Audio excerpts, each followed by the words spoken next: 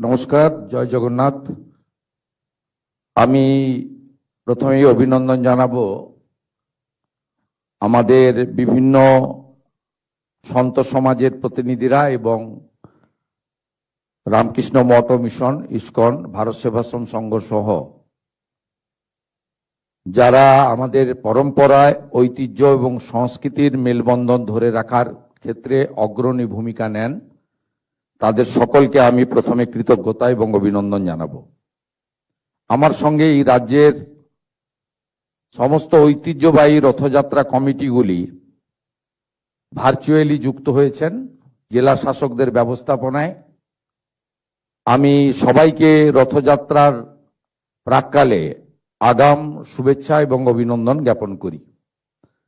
মাননীয় রাষ্ট্রমন্ত্রী তথ্য সংস্কৃতি দপ্তর এবং ট্যুরিজম ডিপার্টমেন্ট শ্রীমতী পূর্ণিমা চক্রবর্তী মহোদয়া আছেন। মাননীয় মুখ্য সচিব শ্রী মনোজ আগরওয়াল মহোদয় সহ আধিকারিক বৃন্দ রয়েছেন, পুলিশ আধিকারিকরা রয়েছেন, আমাদের আয়োজক দপ্তর তথ্য সংস্কৃতি দপ্তরের প্রধান সচিব সৌমিত্র মোহন সহ তার দপ্তরের জেলা এবং রাজ্যের আধিকারিক বৃন্দ রয়েছেন, জেলা শাসকরা রয়েছেন। আমি প্রত্যেককে অভিনন্দন এবং ভার্চুয়ালি যে সমস্ত বিধায়করা যুক্ত হয়েছেন তাদেরকেও আমার পক্ষ থেকে আন্তরিক শুভেচ্ছা জানিয়ে দু চারটি কথা বলবো। আমাদের মাননীয় প্রধানমন্ত্রী নরেন্দ্র মোদীজি সব সময় বলেন বিকাশ ভি হোগা, বিরাসত ভি হোগা।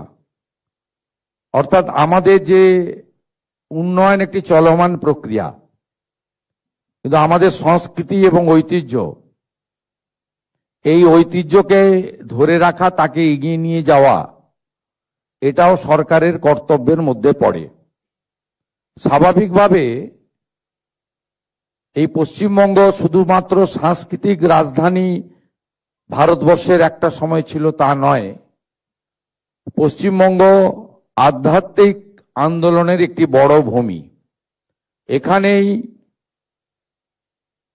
ঠাকুর শ্রী শ্রী রামকৃষ্ণ দেব সহ প্রভু শ্রী চৈতন্য দেব, তারা এখানে আধ্যাত্মিক আন্দোলনের সূচনা করেছেন। এই ভূমিতে স্বামী প্রণবানন্দ থেকে স্বামী বিবেকানন্দ, জগৎজননী মা শারদামণি থেকে রানী রাসমণি, এদের এই পুণ্যভূমি, এই ভূমিতে আমাদের ঐতিহ্য, সংস্কৃতি এবং আধ্যাত্মিকতার মেলবন্ধনের একটি অন্য বড় উৎসব হলো রথযাত্রা। এই রথযাত্রাকে কেন্দ্র করে এমন এমন উৎসব এই রাজ্যে রয়েছে 50-100 বছর নয়, শত শত বছরের পুরনো। মহিষাদলের রথযাত্রা বলুন, মাহেশের রথযাত্রা বলুন, এমন অনেক রথযাত্রা রয়েছে, কোচবিহার থেকে কাকদ্বীপ, দার্জিলিং থেকে দীঘা, যারা আমাদের ঐতিহ্য, পরম্পরা, আধ্যাত্মিকতা এবং আনন্দের মিলন ক্ষেত্রের রূপ নেয়। এতদিন সরকারি স্তরে এই রথযাত্রাগুলিতে কয়েকজন ট্রাফিক পুলিশ পাঠিয়েই সরকার তার দায়িত্ব শেষ করতেন, কিন্তু বর্তমান সরকার মাননীয় প্রধানমন্ত্রীর যে স্লোগান উন্নয়ন এবং ঐতিহ্য, দুটোকে সামনে রেখে এগোতে চায়।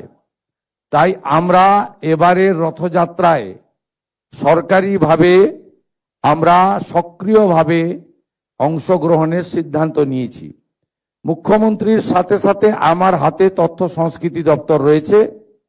এই দপ্তরের মাধ্যমে আমরা পশ্চিমবঙ্গের 75টি ঐতিহ্যবাহী রথযাত্রার যে মেলা হয়, মিলন উৎসব হয়, সেখানে আমরা সেবা কেন্দ্র স্থাপন করার সিদ্ধান্ত নিয়েছি। তথ্য সংস্কৃতি দপ্তরের পরিচালনায় এই সেবা কেন্দ্রগুলিতে পুণ্যার্থী এবং যে সমস্ত দর্শকরা আসবেন, ভক্তমণ্ডলীকে ন্যূনতম পরিষেবা প্রদান করা হবে রাজ্যের 75টি জায়গায়। এতে পুরসভা, জেলা প্রশাসন, জেলা পুলিশ এবং সংশ্লিষ্ট রথযাত্রা কমিটিকে যুক্ত করে আমরা করছি। আমরা যে সমস্ত রথযাত্রাগুলি দশকের পর দশক ধরে হয়, প্রাথমিকভাবে এমন প্রায় 60টি রথযাত্রা কমিটিকে আমরা 5 লক্ষ টাকা করে সরকারি সহায়তা আজকে প্রদান করব। এটি আমাদের অংশগ্রহণ। এক্ষেত্রে প্রথম বছর তালিকা তৈরিতে কোনো যদি ত্রুটি থেকে থাকে আপনারা ক্ষমা সুন্দর দৃষ্টিতে দেখবেন। আগামী দিনে তথ্য আপনারা যদি তথ্য সংস্কৃতি দপ্তরের আধিকারিক তথা জেলা শাসকদেরকে জানান, আগামী দিনে আমরা ত্রুটিপূর্ণ তালিকা তৈরি করার চেষ্টা করব। কিন্তু এটি একটি শুরু, এটা অনেক দূর যাবে। আজকে যে বৃক্ষটি রোপিত হলো রথযাত্রাকে কেন্দ্র করে, আগামী দিনে সেটা ময়ূরীয় পরিণত হবে। এটাকে একটি ঐতিহ্য এবং উৎসবে আমরা পরিণত করার চেষ্টা করব ধীরে ধীরে। আপনাদের আমি যে সমস্ত ঐতিহ্যবাহী রথযাত্রা কমিটি আজকে সরকারের এই সামান্য যোগদানে কিছুটা উপকৃত হলেন, তাদেরকে আমি বলবো যে পুরনো ঐতিহ্যবাহী রথগুলো রক্ষণাবেক্ষণ সংস্কারের প্রয়োজন রয়েছে। সেই কাজে আপনারা এই সামান্য অর্থ ব্যয় করবেন, এটা আমি আশা করব। অনেক জায়গায় বিশেষ করে কাঠের নির্মিত রথগুলিতে সংরক্ষণের প্রয়োজন রয়েছে। আমি দুটি একটি জায়গা থেকে খবর পাই, অতএব সেটাতে আপনারা করবেন। ভবিষ্যতেও সরকার এই ক্ষেত্রে তার হস্ত প্রসারিত করবে। এবারের বাজেটে আমরা তীর্থক্ষেত্র সার্কিট নামে একটি ব্যবস্থা রেখেছি। আমাদের ঐতিহ্যশালী মঠ মন্দির ইত্যাদি সংস্কার এবং মুর্শিদাবাদের কিরিটেশ্বরী সহ অনেকগুলি প্রাচীন মন্দির যার পুরনো ঐতিহ্য এবং ইতিহাস রয়েছে, তাদের পুনর্সংস্কার এবং হেরিটেজের আওতায় আনার ক্ষেত্রে আমরা উদ্যোগ গ্রহণ করেছি। এক্ষেত্রেও আগামী দিনে পশ্চিমবঙ্গে এই তীর্থক্ষেত্র সার্কিটের ক্ষেত্রে গুরুত্বপূর্ণ কাজ হবে আগামী 2 বছর ধরে। এর জন্য প্রাথমিকভাবে এই বর্ষে 1000 কোটি টাকা আমরা ধর্মীয় স্থানগুলিকে রক্ষণাবেক্ষণ, সংরক্ষণ, উন্নতি করার জন্য 1000 কোটি টাকা আমরা বরাদ্দ করেছি। আমরা ভারত সেবাশ্রম সংঘের হসপিটালগুলিকে আয়ুষ্মান ভারতের এনলিস্টের মধ্যে অন্তর্ভুক্ত করেছি। আমরা রামকৃষ্ণ মঠ ও মিশন পরিচালিত বিভিন্ন বিদ্যালয়, বিশ্ববিদ্যালয়, কৃষি বিদ্যালয়, তাদের যে কিছু প্রস্তাব ছিল সেই প্রস্তাব আমরা গ্রহণ করেছি। স্বামী বিবেকানন্দের যে জন্মস্থান সিমলা, সেখানেও আমরা একটি 5 কোটি টাকা কর্পাস ফান্ড তাদেরকে দেওয়ার সিদ্ধান্ত নিয়েছি। কারণ ওই ক্ষেত্র আমাদের কাছে পুণ্যভূমি, সেই পুণ্যভূমিকে রক্ষণাবেক্ষণ করার ক্ষেত্রে তাদের সমস্যা হচ্ছে, সেক্ষেত্রেও সরকার কিছুটা এগিয়ে এসেছে। বলতে গেলে অনেক সময় লাগবে, আমি দীর্ঘ বক্তব্য রাখবো না। আমি আপনাদের সকলকে রথযাত্রার অভিনন্দন জানিয়ে আরেকটি ঘোষণা দিয়ে শেষ করব। এবারে শ্রাবণ মেলা, শ্রাবণ মাসে জলযাত্রীরা যান। আমি ভারতবর্ষের বহু রাজ্যে দেখেছি সরকারিভাবে এই যে আস্থার একটি বড় পরম্পরা, তাকে কিভাবে সরকার সহযোগিতা করে। আমরা এতদিন ধরে এই রাজ্য বঞ্চিত ছিল। আমরা এবারে শেওড়াফুলি থেকে তারকেশ্বর যাওয়ার পথে প্রতি 5 কিলোমিটার অন্তর অন্তর সেবা কেন্দ্র স্থাপন করছে সরকার, এবং তারকেশ্বর ধামে আমরা প্রায় 15 কোটি টাকার কাজ করছি ওখানে আমাদের বাবা ধামকে সাজানোর জন্য। আমরা 3টি ক্ষেত্রকে বিশেষভাবে এই জলযাত্রী যারা শ্রাবণ মাসে যাবেন বেছে নিয়েছি।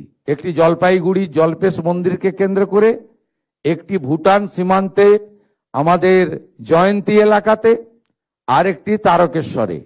এখানে শ্রাবণ মাসে পুলিশের সহায়তা ক্যাম্প টেম্পোরারি মেডিকেল ক্যাম্প এবং তাদের রিফ্রেশমেন্টের জন্য জল, ওআরএস এবং নানা ধরনের স্বাস্থ্যসম্মত যে সহযোগিতা করা দরকার সেগুলো, এবং রেস্ট প্লেস, বিশ্রামের জায়গা, যেহেতু শাওড়াফুলি তারকেশ্বর প্রায় 30 কিলোমিটার, অত্যন্ত লম্বা পথ, আমরা সেই ব্যবস্থাও করেছি।